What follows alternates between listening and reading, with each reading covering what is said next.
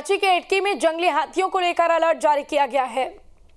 अगले आदेश तक पूरे इलाके में धारा 144 लागू कर दी गई है।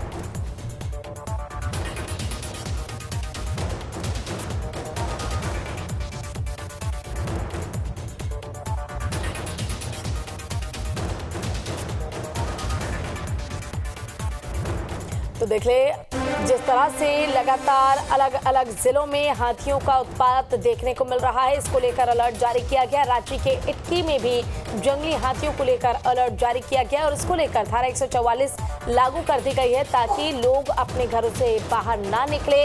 हाथी का झुंड जो है वो लोगों को देखकर उग्र ना हो ताकि उन्हें मारने के लिए हाथी उन्हें ना खदेड़े।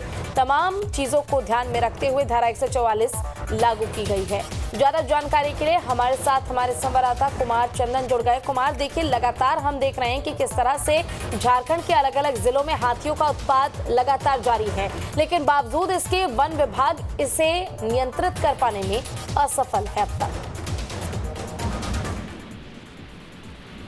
बिल्कुल, जिस तरह से कल अकेले इटकी में लगभग 4 लोगों को हाथियों ने कुचला था, ऐसे कुल 5 लोगों के हाथियों से कुचलने के बाद मौत की बात सामने आई थी। वहीं अगर बात करें तो पिछले 10 दिनों में लगभग 10 से 15 लोगों को हाथियों ने शिकार बनाया है, हाथियों ने कुचला है। खास करके इटकी की अगर बात करें तो पूरे प्रखंड में जिला प्रशासन की तरफ से 144 लगा दिया गया है। धारा 144 के तहत जो गाइडलाइंस हैं वो भी जारी कर दिए गए हैं। इसके तहत लोगों को एक जगह पे 5 से अधिक लोगों के इकट्ठा होने पे मनाही है और इसको लेकर एसडीएम की तरफ से बाकायदा एक पूरा लंबा चौड़ा गाइडलाइंस जो है वो जारी किया गया है और उसकी वजह ये बताई गई है क्योंकि जो घटना घटी है उसके बाद से लोग इकट्ठा होकर या फिर एक जगह जमा होकर हाथियों को भगाने का प्रयास कर रहे हैं और इसमें और भीड़ ज्यादा इकट्ठा हो रही है। तो इसको लेकर जान माल की क्षति न हो इसलिए पूरे इटकी में निषेधाज्ञा धारा 144 लागू किया गया है, जिसमें 5 या 5 से अधिक व्यक्ति एक जगह पे नहीं इकट्ठा हो सकते हैं। किसी भी प्रकार का ध्वनि विस्तारक यंत्र का व्यवहार करने पर भी रोक लगा दी गई है। किसी तरह के हथियार, आर्म्स, लाठी, डंडा, तीर, धनुष, गड़ासा, भाला लेकर भी घर से निकलने पे मनाही कर दी गई है। बाकायदा इस तरह के जो 144 में नोटिफिकेशन है उसमें इसका जिक्र है। किसी भी तरह के जैसे बंदूक होते हैं, राइफल, रिवॉल्वर, पिस्टल, बम, बारूद लेकर भी चलने पे मनाही लगाई गई है।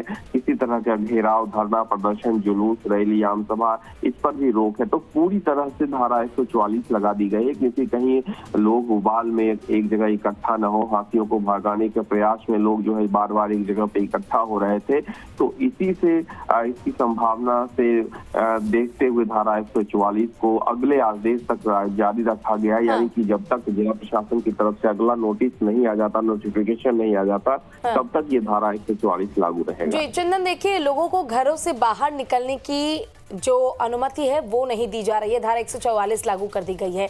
लोग घरों के अंदर रहेंगे, लेकिन फिर भी क्या गारंटी है कि वो सुरक्षित है, क्योंकि हाथियों का झुंड तो लोगों के घरों को भी क्षतिग्रस्त कर रहा है। तो क्या वन विभाग की ओर से कोई ऐसा प्रबंध किया गया कि हाथी जंगल से निकलकर रिहायशी इलाकों में या उस जगह पर ना पहुंचे जहां लोग रहते हैं? कोई ऐसा तो प्रबंध किया जाना चाहिए अब तक।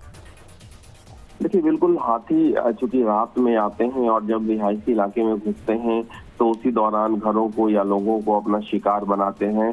तो हाथियों के झुंड के पास कोई आदमी न पहुंचे जिससे कि जान माल के ज्यादा क्षति होने की संभावना बढ़ जाती है। अगर हाथियों को भगाने के दौरान उसके झुंड के पास भीड़ इकट्ठा होकर लोग पहुंचते हैं तो हाथी और मानव के बीच जो है एक तरह से कहें टकराव जैसे हालात बनते हैं। इसी को लेकर एहतियातन और सुरक्षात्मक दृष्टि से 144 लागू किया गया, जिसके तहत एक जगह पे 5 से ज्यादा लोग इकट्ठा नहीं हो सकते, भीड़ भाड़ की स्थिति बनाने पे मनाही है। लेकिन वन विभाग की तरफ से ये प्रयास है कि अगर जो जंगली हाथी रिहायशी इलाकों में घर शहर की तरफ प्रवेश करते हैं तो उनको वन विभाग के लोगों को सूचना देने के बाद कोशिश ये होती है कि उसको फिर से जंगल की तरफ मोड़ा जाए। वन विभाग इसको लेकर लगातार कोशिश कर रहा है, लेकिन चूंकि फिर भी जंगली हाथी रात में खास करके भटक कर या इस तरह से रिहायशी इलाके, शहरी इलाकों में या गाँव में आबादी वाले इलाकों में घुस जाते हैं और इसीलिए जब हाथी घुस जाते हैं तो ये कोशिश है कि उनको छेड़छाड़ डिस्टर्ब न किया जाए, लोग अपने अपने तरीके से अपने घरों में रहें ताकि और ज्यादा जो हिंसात्मक स्थिति में पैदा हो, जंगली हाथी और आम लोगों के बीच द्वंद्व जैसे टकराव जैसे हालत न हो। बिल्कुल, अब देखना यही होगा। उम्मीद भी यही की जाती है कि जल्द इस समस्या का समाधान निकले और जल्द हाथियों के झुंड को यहाँ से हटाया जाए ताकि लोगों की परेशानी कम हो सके। फिलहाल बहुत बहुत शुक्रिया आपका इस जानकारी के लिए।